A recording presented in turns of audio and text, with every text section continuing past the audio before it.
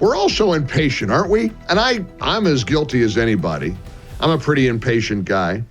People are getting frustrated over DOGE cuts. People are getting frantic about the big, beautiful bill. There's so much to try to digest these days. And I just want to urge you to stay the course. I get it. We're frustrated. Elon Musk is signaling his frustration over DOGE cuts. He gave an interview to CBS News, and I'm pretty sure it must be for this coming CBS Sunday Morning, which continues to be one of my favorite Sunday shows. I always liked that show. I know they're probably a little bit biased. It's CBS, after all. It's hosted by Jane Pauley. But I like their mix of stories about art and entertainment and a little bit of politics.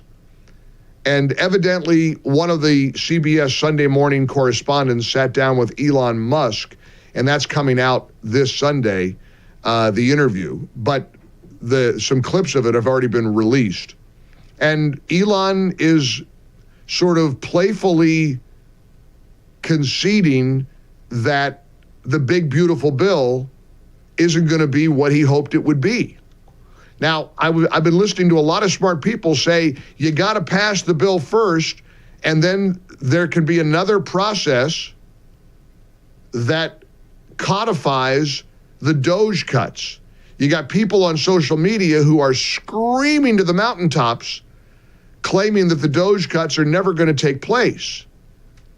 And I don't believe that for a minute. I don't accept that with this president. Do you think Donald Trump's going to drop the ball? You think he's just going to move on and pretend that he doesn't want to slash all this waste and fraud and abuse? Give it time.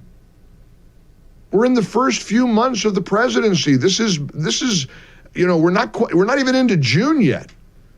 We're not even 6 months into year one of Trump's second term. Everybody needs to calm down. And even Elon Musk in this interview doesn't appear to be like angry. He seems to be a little bit perplexed, but nonetheless somewhat jovial in telling the correspondent, well, it may be called a big, beautiful bill, but I don't think it can be both. I was disappointed to see the massive spending bill, frankly, which increases the budget deficit, not just decrease it, and undermines the work that the DOGE team is doing. I actually thought that when this big, beautiful bill came along. I mean, everything he's done on DOGE gets wiped out in the first year. I think a bill can be big, or it can be beautiful. So that got clipped at the end.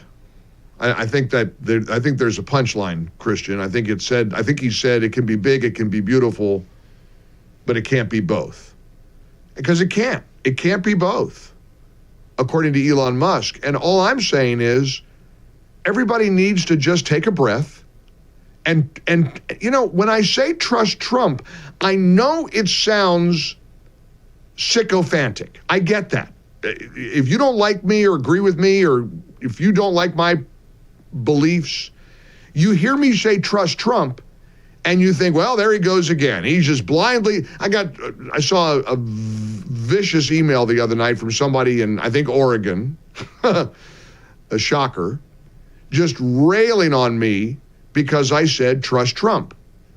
Bootlicker and blank, blank, blank, and you're a cult. You're in a cult. And look, if you want to accuse me of that, I get it. I'm not gonna push back. I'm not. But I do trust the guy. That's why I voted for him 3 times. I believe in him. In fact, I believe majority of Americans believe in him. Here's a text. I walk into the studio today on the MyPillow text line. Do you want to know why I trust Trump like you do, Mike? Because if we can't trust Trump to fix things now, then we cannot trust anyone. We need to give him a chance. Our country's in trouble. And I completely agree with that sentiment. Our country's in trouble. Do you trust the guy or don't you? I've been asking, if you've noticed, a number of critical callers that question this week. And if you'll notice, the ones who are critical of him are wavering in their trust of Donald J. Trump.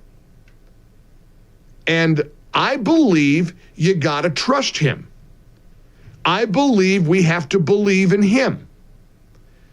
I believe that he is the master negotiator who's going to get most of what we want. I don't think we're going to get everything we want, but we're going to get a lot of it.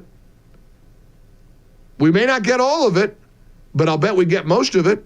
We're going to get DOGE cuts. We're going to see fiscal sanity. We're going to see tax cuts. We're going to see lower historic unemployment. We're going to see a surging, roaring stock market. We've got to give it time. Try to avoid the noise. Does that make sense? Avoid the noise. Here's John Kennedy, by the way, talking about Rand Paul, who's a no right now on the big, beautiful bill. There's going to be a lot of work that's got to get done. They got a lot to do between now and the 4th of July. Let it play out. Trust Trump. Trust this negotiator. He knows what he's doing. But we have to understand that the Senate is made up of people like Rand Paul and the very colorful Senator John Kennedy from Louisiana. Some people have a greater appetite for reducing spending. I'm one of them than others, but we'll get it done. If I were Senator Thune, though, I would give us a time limit. This bill's not like wine. It doesn't get better with age. We've got to wrap this up in about the next 60 days, and probably the president will have to get involved. It won't be unanimous on our side. Senator Paul, who I respect, Rand's not going to vote for anything ever. I mean, he's just not. And so you just got to throw that one away. Some of these votes, I mean, Rand Paul's just going to say no and no and no. Doesn't care about unanimity. And I on the one hand, I get it. I appreciate the soul searching that he makes us all do. Look, the bill spends too much. I get it. I totally get it. If the budget bill crashes, if it is sunk, we're really dead in the water. We'll lose the midterms, and we'll probably lose the presidency in 2028. This is the reality. It's almost like we got to kind of take our medicine. And right now, the medicine that none of us like is too much spending. It's frustrating.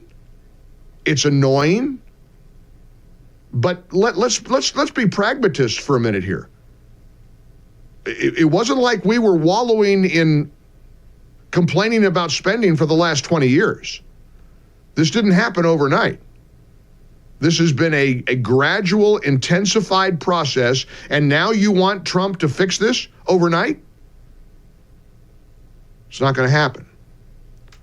Meanwhile, Trump's approval ratings are maintaining a 2-month high. This is what people, who, like the angry Democrat from Chicago, never want to understand. Majority of Americans, a sizable percentage of Americans, approve of the job he's doing. Rasmussen has Trump at a 50 to 51% approval rating for Memorial Day weekend. The Economist and YouGov published their determination of Trump's approval rating, and they're never very good to him in terms of the polling. From May 23rd to May 26th, 44% of a job approval rating. That reflects a 2-month high for its polling. Now, 44% isn't great, but it ain't 27%. It's not 10%. And it is, again, a 2-month high for the polling from The Economist and YouGov. All right, Paul, you're such a good sport, and I appreciate your patience so very much. I got distracted. I was babbling. I wanted to get you back on because you were talking about how this bill is not set up for DOGE. That's going to be a separate step. So let's walk through that together. And again, thanks for hanging in there with us, Paul. No problem. Yeah, well, Stephen Miller put out an update on this thing, and he spells it out really good. Have you read that yet? I have. It was a couple days ago. Yep, I read it on the air. You in have? fact, yeah, we read it on the air. I read a bunch of excerpts from it on the show. But go ahead and explain what he said, because you're right. This is a multi-step process, isn't it? Well, the thing is not too many people are parliamentarians, and we all have short attention spans. And to go through all that stuff, everybody's eyes would roll back in their head. I know. But this bill is about, it's limited by the Senate to mandatory spending only. Correct. And all the DOGE stuff is discretionary. Correct. And the point for that is that it only takes 50 votes to pass for that. It would take 60 votes, which is not going to happen, at least for another few years after we win a few more seats. That's right. Then they can start making some really big moves with the economy. That's right. But for now, people just need to, if you're not a parliamentarian, and I don't know why it's not being explained this well, but maybe the timing's not right yet. Well, with all the lying, I think I know why it's not being explained, Paul. I think what people gravitate to the negativity. You know, it's easy to sit on the sidelines and take pot shots. And that's what a lot of people, you know, that's the easy part. You're right. Unless you're a parliamentarian, unless you are an expert in the process itself, you don't understand the process. We just want it done yesterday. And I'm guilty of this. I'm very impatient. I'm not a patient person, you know. But I heard you. But it's coming through. Yeah, but it's true. But we've got to just take a breath here and trust. Again, do you understand my point when I say we got to trust the man? We got to trust the president. We got to trust that he knows what he's doing and he knows how to do it. Absolutely. And they said it would take 2 years to secure the border. And look what happened there. Months, in a matter of months. And now the border is secure. Paul, good to talk to you. I appreciate it. Here's what President Trump said yesterday about the senators who are the Rand Pauls and the Tom Tillises and the John Kennedys and, yes, the Mitch McConnells. We've got the U.S. Senate now that has to make the sausage and crank out the final big, beautiful bill that hopefully he will be able to sign. He doesn't sound worried at all.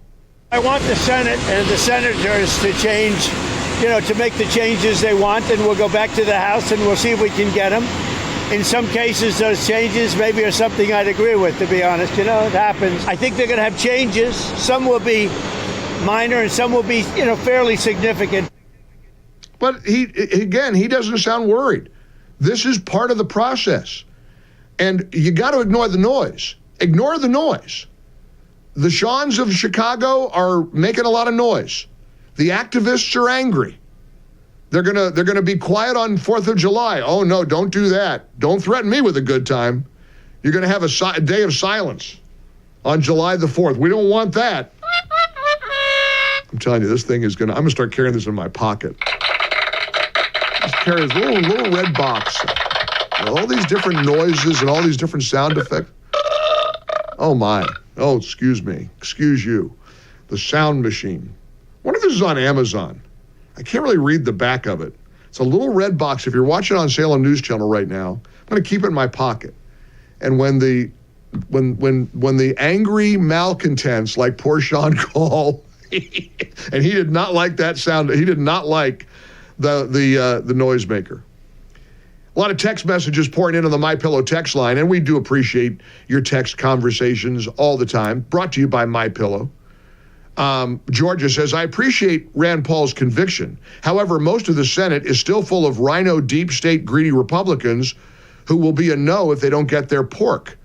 Rand Paul has to know this. And then South Carolina writes, Rand reminds me of a particular talk show host. I turn over to you because I get kind of depressed by the talk show host. And I enjoy listening to this particular host. And I get it. Look, I don't say this to pick a fight with anybody, but it is so easy to sit here and bellyache and whine and moan and say it's too much spending. Too much. Look, as Trump said, there's going to be changes made in the Senate. Let it run its course. That's all I'm saying. Let it run its course. For full shows, live and on demand, it's Salem News Channel.